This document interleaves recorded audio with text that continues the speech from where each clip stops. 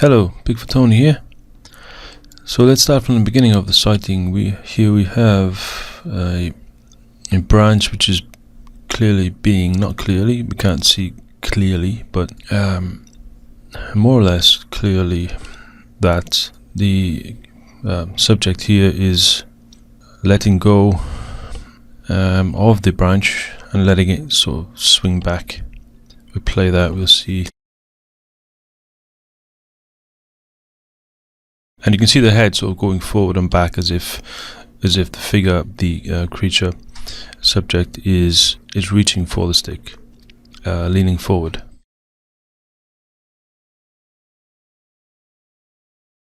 Or leaning back, actually.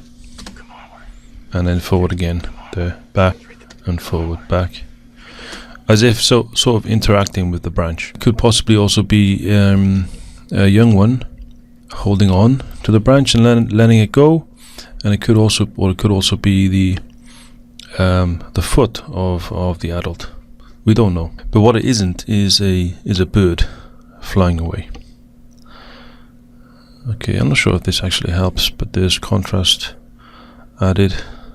That's why I did both contrast and no contrast added. Something interesting, what looks to be possibly a left nostril here. So I believe what we're seeing here is the left side profile of this subject, profiled head, possibly a left nostril, and sort of the mouth, top lip maybe, because here what looks like to be the brow ridge, sort of two creases here, if you see what I mean. So the forehead, I don't know what you would call this part of the head here. Same thing with contrast added. Sort of a brow ridge there and a sort of a wrinkles, creases in the top of the head. Possibly the nostril here. Lump on the back. Okay, let's move along. What's next? Some of this I've already covered in the previous video or two. This is the I've already covered this, where the hitting of the stone. Holy, that's what's making the noise. Coinciding with the movement and the jerking motion of the subject, meaning that this subject is making the noise. Holy, that's what's making the noise. And an enhanced version coming up.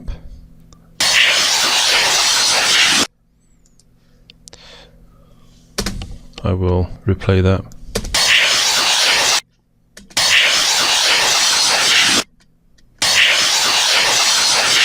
Okay, here we have just another section which I've already shown before, which I believe it could be muscle or just fat on the back of the neck, where it's moving the arms, and somehow the connection, the motion and the movement there with the skin, or whatever that is, moving also on the back of the neck. Okay, here we have, sort of scrolling forward here, nothing that I could see that was really significant.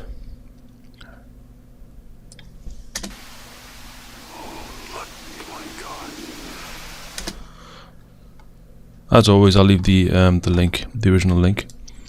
Here we have. It's probably like I don't know.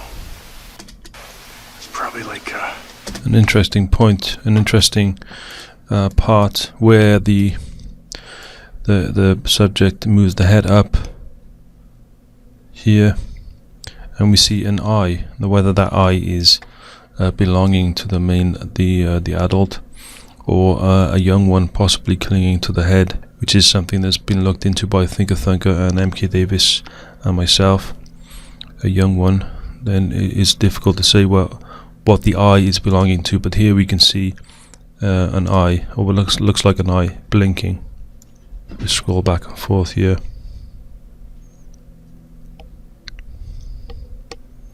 And as you go as we scroll forward, it closes, as you can see, as the head moves forward. Now this could be the mouth, this could be the nose, who knows?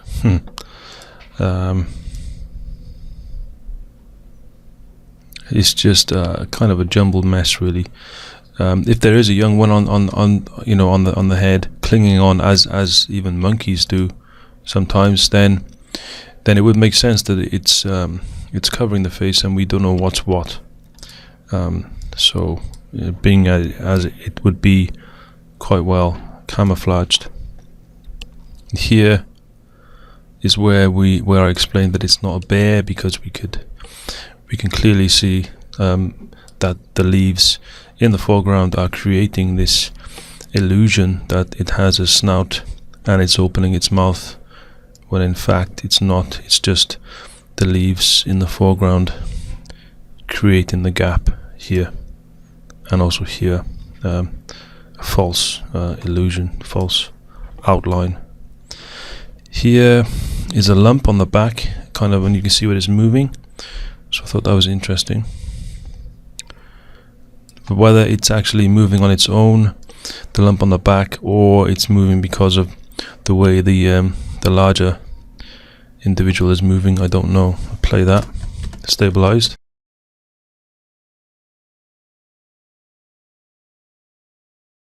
Could just be the momentum of the larger individual moving.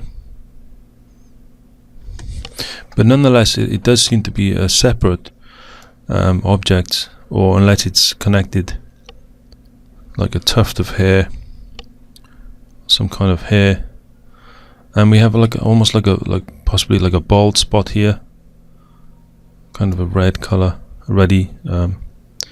There you can see the red coming through, or skin.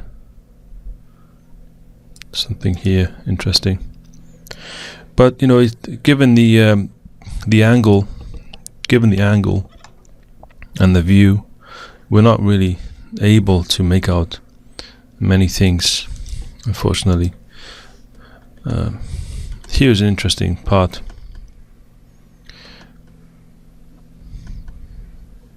We see something of a lighter color, same color as the object which was on top of the head, which I'll look into soon, moving from right to left, from here to here, and the head of the larger individual tilting as if trying to reach for that individual, possibly for that smaller object, possibly a baby.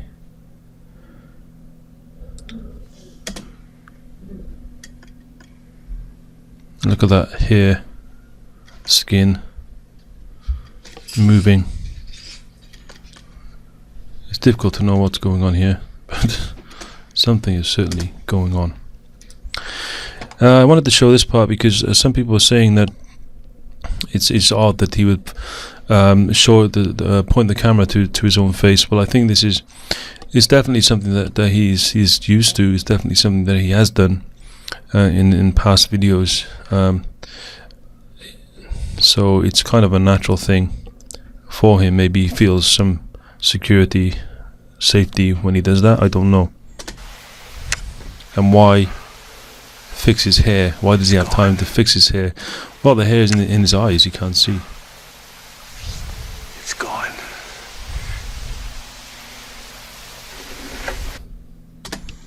And it's difficult to see the individual, the subject, as it's so small and far away.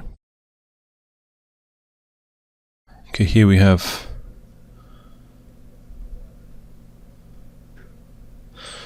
again, this could be the mouth of the individual. Please also remember, Thinker did a video on this, but I think his footage is very blurry. I remember seeing it, and when you look at this one, this particular quality, it's a lot sharper. I don't know if it's the process of the way he did it, or the quality of the YouTube videos at that time. I don't know. here what I believe it to be fingers, tiny fingers, which also, yeah, Thinker pointed out, of a possible baby clinging to the head. We can see the baby's head sort of appearing there as the head tilts. And it's a different color to the main individual. Here's the hand, just there. You can see a finger pointing as I scroll forward there, back and forth, just here.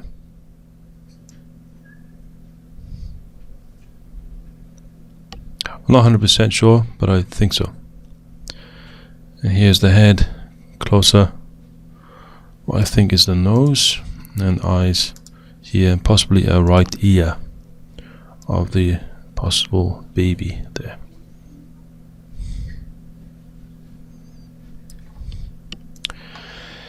Alright, here's possibly another baby. We can see what looks like an eye closing and opening. Where is it?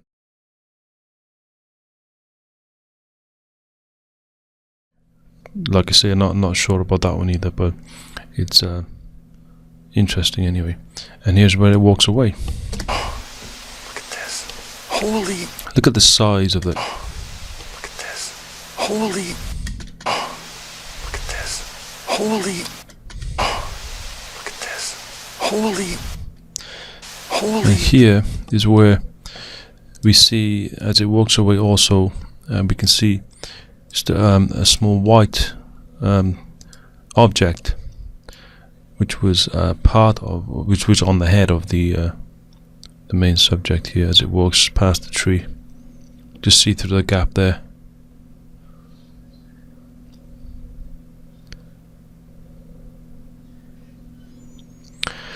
And here's at the end, or near the end of the video, we see it walking away. Top left corner. And a motorbike sounding in the distance.